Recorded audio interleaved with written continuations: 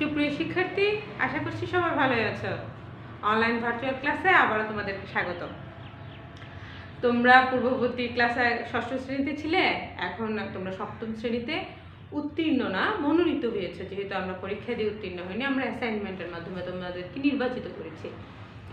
যদি আমরা ক্লাসে থাকতাম, যদি আমাদের শ্রেণী কক্ষে উপস্থিত হওয়ার অনুমতি থাকতো, তাহলে আমরা এতদিন অনেক দূরে এগিয়ে যেতাম। এতদিন আমরা করেছি একটা কোন সিস্টেমে জানেন? মানে এতদিন আমরা 6-এ অঙ্কের সিস্টেমটা ছিল অন্যরকম। আমরা একটা মৌলিক ধারণা পেয়েছি মাধ্যমিকে অথবা অঙ্ক সম্পর্কে। আমরা দরজা পর্যন্ত এসেছি, দরজা চিনেছি অঙ্কে। এখন সপ্তম শ্রেণীতে আমরা কিন্তু অঙ্কের জন্য দরজাটা কি হবে? উন্মুক্ত হবে, দরজার দ্বারটা খুলে দেওয়া হবে। আমরা বিশাল একটা জগতের মধ্যে প্রবেশ করতে যাচ্ছি সপ্তম শ্রেণীর অঙ্কের মাধ্যমে। হ্যাঁ প্রিয় শিক্ষার্থীরা, আমি এবার আমার পরিচয়টা দিয়ে নিই। আমি প্রিয়াঙ্কা শীল, সহকারী শিক্ষক, সার্বভৌমুখী উচ্চ বিদ্যালয়। আমি আজকে যথানিয়ম সপ্তম শ্রেণীর গণিত ক্লাস করাবো। এই বছর 2021 সালের এটি প্রথম সপ্তম শ্রেণীর গণিত ক্লাস। আজকে আমি তোমাদেরকে মূলত এবং অমূলত অর্থাৎ পাটিগণিতের চ্যাপ্টার প্রথম অধ্যায়টা করাবো। এই বৈচিত্র্যময় প্রাকৃতিক একটি বৈচিত্র্যময় গণনা এবং সংখ্যার উপলব্ধি বিভিন্নভাবে হয়ে আসছে গণিতের মধ্যে। এক এক সিস্টেমে এক একজন এক একভাবে গণনা কার্য গবেষণার মাধ্যমে এগিয়ে নিয়ে গিয়েছে মানে বিভিন্ন গণিতবিদ। এখন ওখানে সংখ্যার বিভিন্ন কি বলবো আমি সংখ্যাকে বিভিন্নভাবে অভিসারিত করা হয়েছে, নামাঙ্কিত করা হয়েছে বলি। কারণ আমরা ক্লাস 6-এ কি কি সম্পর্কে জেনেছি? আমরা ক্লাস 6-এ জেনেছি স্বাভাবিক সংখ্যা,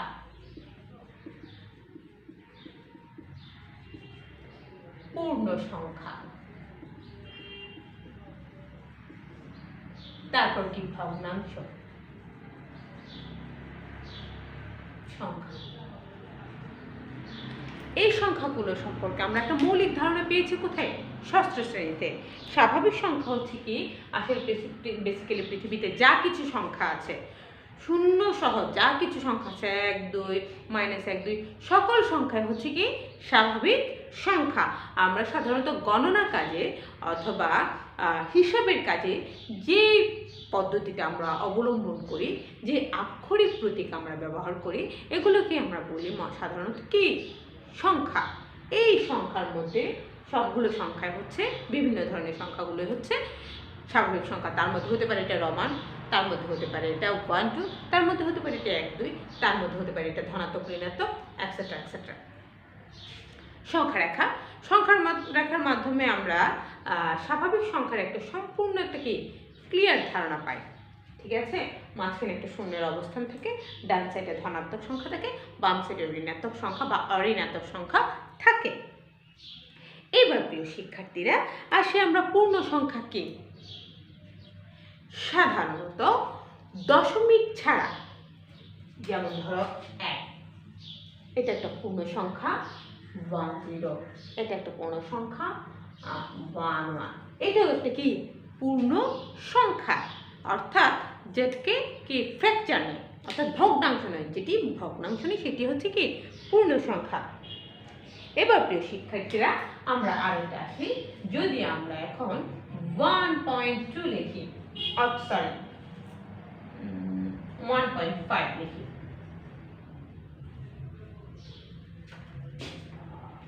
1.5 লিখি, এটা হচ্ছে কি দশমিক যুক্ত সংখ্যা, অর্থাৎ এটা হচ্ছে কি ভগ্নাংশ সংখ্যা, অর্থাৎ একটি পূর্ণ নয়।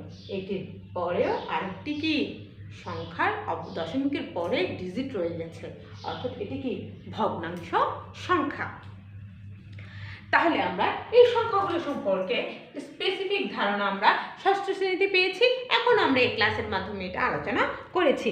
এবার প্রিয় শিক্ষার্থীরা, এই সংখ্যাটি বিশ্লেষিত হয়ে এখানে আসছে, দেখো মূলদ সংখ্যা,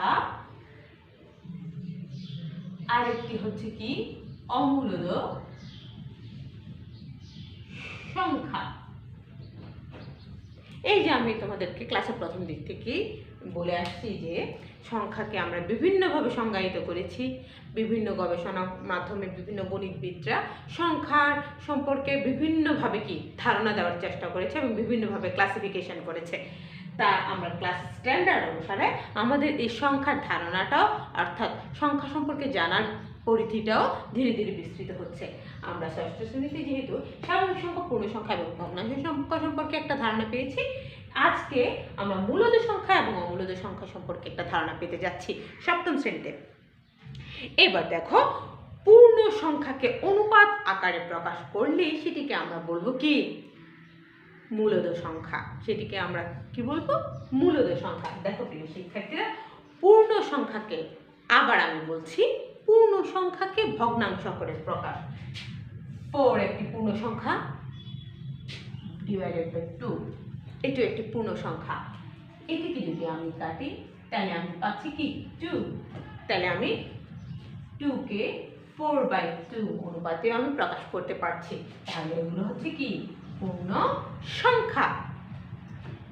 ঠিক আছে প্রিয় শিক্ষার্থীরা, এই পূর্ণ সংখ্যাটাই হচ্ছে কি? মূলদ সংখ্যা। যে সংখ্যাকে সাধারণত পূর্ণ সংখ্যা আকারে এবং পূর্ণ ভগ্নাংশ আকারে প্রকাশ করা হবে, ওই সংখ্যাগুলো হচ্ছে কি? মূলদ সংখ্যা। এটি হচ্ছে কি? আমি একটা টেকনিক অ্যাপ্লাই করেছি তোমাদেরকে মূলদ সংখ্যা সম্পর্কে একটা সুস্পষ্ট ধারণা দেওয়ার জন্য। দেখো, ক্লিয়ার করে দেখো, 2 পূর্ণ সংখ্যা, এটি পজিটিভ, অবশ্যই এটার পাশে কোনো দশমিক চিহ্ন নেই, তাহলে এটাকে আমি অবশ্যই মূলদ বলতে পারবো। এবং এটাকে যদি আমি বর্গ করি, তাহলে অবশ্যই এটির মান কি করছে? বাড়ছে। তাহলে মূলদ হওয়ার বেসিক্যালি ন্যূনতম শর্তগুলি সে পালন করছে। সে পূর্ণ সংখ্যা ভগ্নাংশ আকারে প্রকাশ পাচ্ছে, সে বর্গ করার সাথে সাথে সে তার মানটাও কি হচ্ছে? বাড়ছে। তাহলে আমরা মূলদ সংখ্যা কি একটা সুস্পষ্ট ধারণা পেলাম এক কথায়। তাহলে মূলদ সংখ্যা কাকে বলে প্রিয় শিক্ষার্থীরা? আমরা লিখি,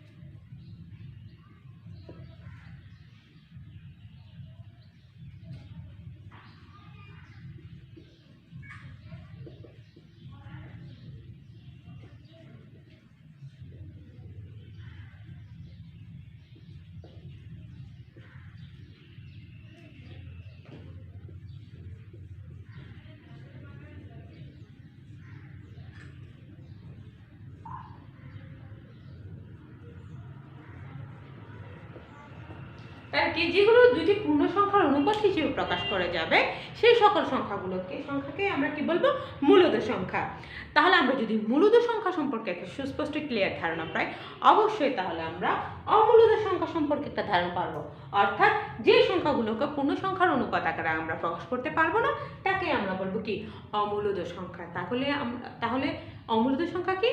তাকে আমরা পূর্ণ সংখ্যা আকারে প্রকাশ পাবো না। অ্যাজ ফর এক্সাম্পল, আমি যদি √2 করি, ঠিক আছে, √2 কে যদি আমি বর্গ করি তাহলে আমি পাচ্ছি কি? 2। √2 কে আমি বর্গ করলে কি পাচ্ছি? 2। তাহলে এইটার একটা সুস্পষ্ট ক্লিয়ার হচ্ছে কি? বর্গ করার পরেও এর মানের কোনো পরিবর্তন হয়েছে? হয়নি। মানের কোনো পরিবর্তন না হতে, এবং √2 এর মান সাধারণত 1.5 সামথিং এক্সট্রা, অর্থাৎ আমি একটা পূর্ণ সংখ্যা পাবো না। √2 কে যদি আমি ক্যালকুলেশন করি, √2 এর মান হচ্ছে 1, অর্থাৎ 1 থেকে বড় হচ্ছে কিন্তু 2 থেকে ছোট হচ্ছে। তাহলে এটা পূর্ণ সংখ্যা আকারে আমরা পাচ্ছি না, দশমিক সংখ্যা পাচ্ছি। এবং অবশ্যই এটাকে পূর্ণ সংখ্যার অনুপাত হিসেবে আমরা কি করতে পারছি না? প্রকাশ করতে পারছি না। তাহলে প্রিয় শিক্ষার্থীরা, সহজ কথায় হচ্ছে কি? যে সংখ্যাগুলোকে আমরা পূর্ণ সংখ্যার অনুপাত হিসেবে প্রকাশ করতে পারবো না, সেই সংখ্যাগুলো হচ্ছে কি? অমূলদ সংখ্যা। এবার প্রিয় শিক্ষার্থীরা, আমরা মূলদ এবং অমূলদ সংখ্যা সম্পর্কে একটা ক্লিয়ার ধারণা পেলাম না? এবার আসি প্রিয় শিক্ষার্থীরা, বর্গ জিনিসটা কি? কারণ মূলদ এবং অমূলদ প্রত্যেকটা ক্ষেত্রে কিন্তু আমি বর্গ ব্যবহার করেছি তোমাদেরকে বোঝানোর জন্য, শর্টকাট টেকনিকে বোঝানোর জন্য বর্গ ব্যবহার করেছি। এবার আসি বর্গ জিনিসটা কি? সাধারণত আমরা বর্গক্ষেত্র চিনি,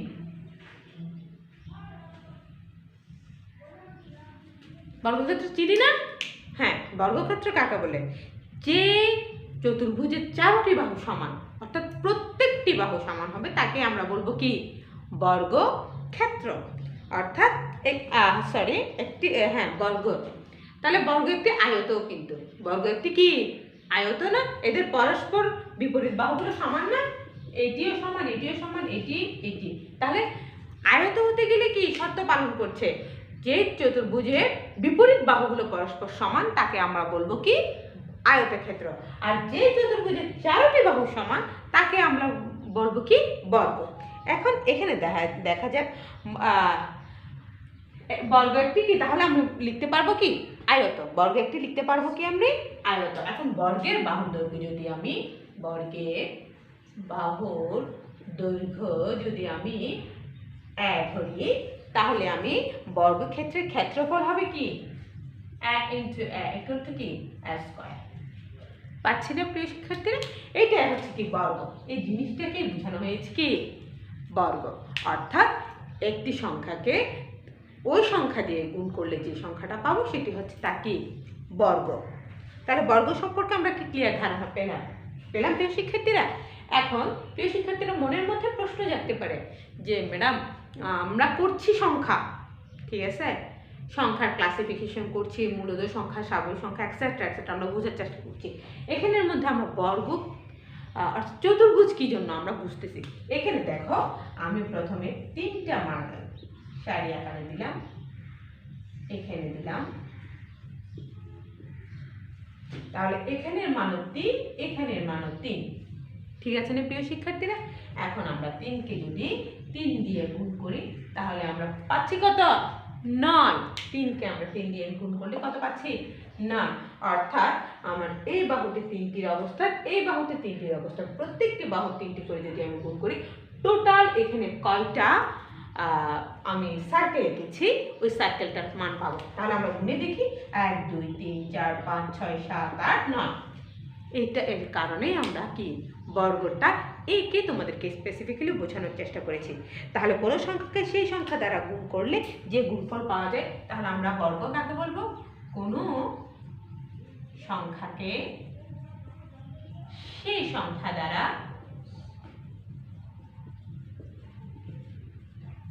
গুণ করলে যে গুণফল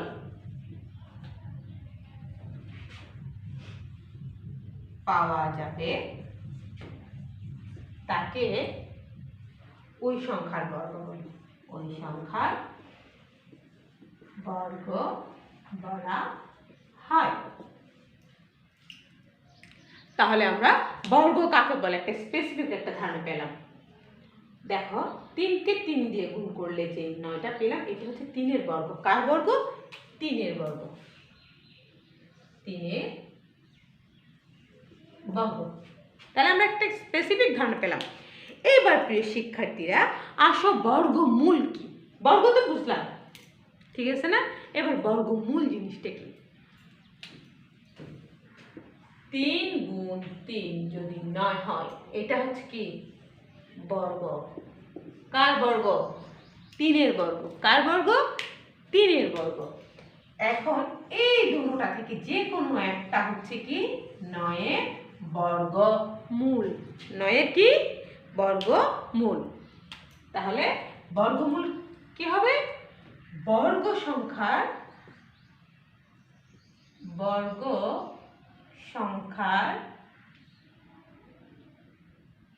পূর্ব সংখ্যাটি হচ্ছে কি?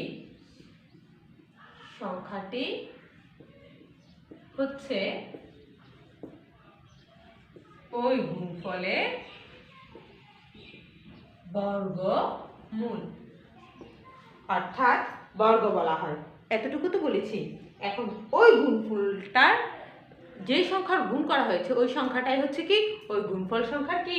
বর্গমূল। তাহলে আমরা অনায়াসে বলতে পারি 9-এর বর্গমূল তাহলে কত? 3। যে সংখ্যাটাকে দিয়ে আমরা আরেকটা ওই সংখ্যা দিয়ে গুণ করে যে গুণফলটা পাবো, ওই গুণফলটার বর্গমূল হচ্ছে কি? পূর্বের সংখ্যাটা, যে সংখ্যা দ্বয়কে আমি কি করেছি? গুণ করেছি। অর্থাৎ 9-এর বর্গমূল হচ্ছে 9-এর বর্গমূল কত? 3। দেখি প্রিয় শিক্ষার্থীরা বলো তো 4 বর্গমূল কত হবে তাহলে? অবশ্যই 2। 4 বর্গমূল কত? অবশ্যই 2। এবার প্রিয় শিক্ষার্থীরা আমরা মোটামুটি একটা বর্গ এবং বর্গমূল সম্পর্কে সুস্পষ্ট ধারণা পেয়েছি। পেলাম না প্রিয় শিক্ষার্থীরা? এবার আসো,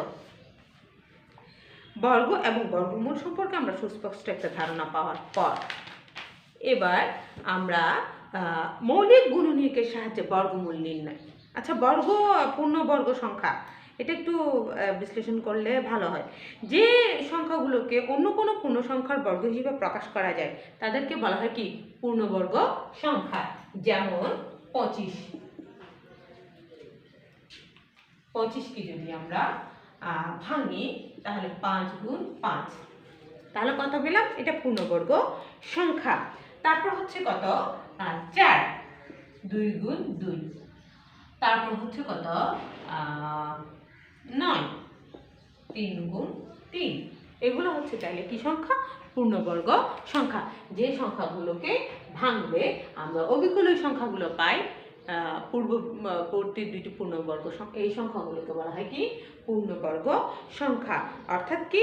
যে সংখ্যাগুলোকে অন্য কোনো পূর্ণ সংখ্যার বর্গ হিসেবে প্রকাশ করা যায় সেই সংখ্যাগুলোকে বলা হয় কি?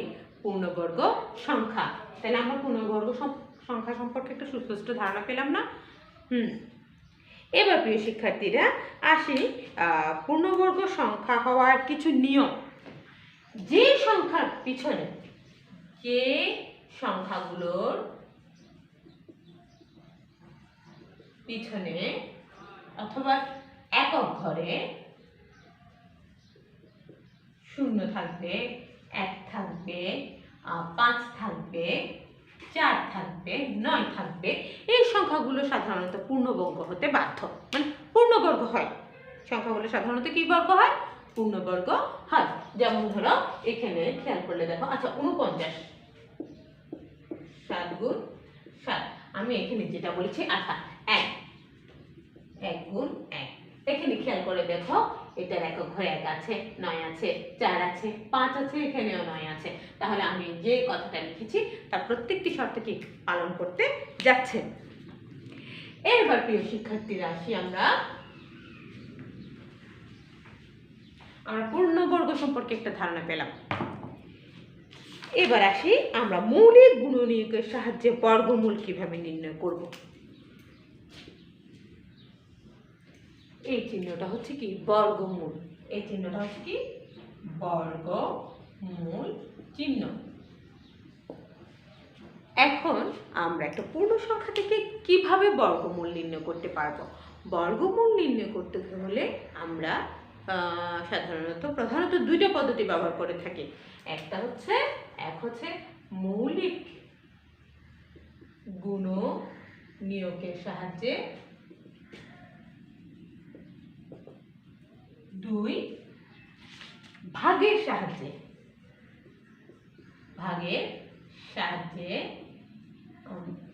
বর্গমূল নির্ণয় করতে পারি। তাই দুইটা পদ্ধতিতে আমরা বর্গমূল নির্ণয় করতে পারি। মৌলিক গুণনীয়কের সাহায্যে জিনিসটা কি বোঝাতে চেয়েছি? অর্থাৎ যে সংখ্যাগুলোকে ক্ষুদ্রাতি ক্ষুদ্র, অর্থাৎ সর্বোচ্চ ক্ষুদ্র সংখ্যা দ্বারা ভেঙে গুণফল পাওয়া যাবে, সেটা হচ্ছে কি? মৌলিক গুণনীয়ক। সাধারণত আমরা জানি যে সংখ্যা দ্বয়কে গুণ করলে প্রধান সংখ্যাটাকে পাওয়া যাবে, ওই প্রধান সংখ্যাটার গুণনীয়ক হচ্ছে তাহলে ওই সংখ্যাগুলো। যেমন ধরো যদি 4 হয়, 4-এর মৌলিক গুণনীয়ক হবে 1, 2 × 2, 1 × 4, 2 × 2। আমরা এইভাবে মৌলিক গুণনীয়কগুলো পেয়ে যাব। দেখি এবার আমরা মৌলিক গুণনীয়কের সাহায্যে কিভাবে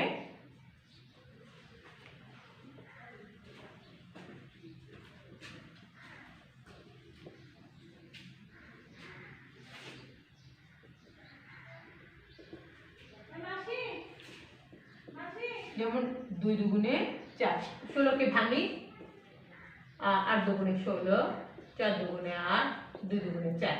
তাহলে আমি কত 2 পেলাম? 2 দুগুণে 4, 4 দুগুণে 8, 8 দুগুণে 16। এখন প্রত্যেকটা জোড়া থেকে আমি কত করে নেব? প্রত্যেকটা জোড়া থেকে আমি নিব একটা করে 2। এই দুইটা জোড়া থেকে আমি নিলাম একটা 2, এই দুইটা 0 থেকে নিলাম আমি আরেকটা রুট, তাহলে কত পেলাম আমরা 4। তাহলে 16 এর বর্গমূল কত হলো? প্রতি জোড়া থেকে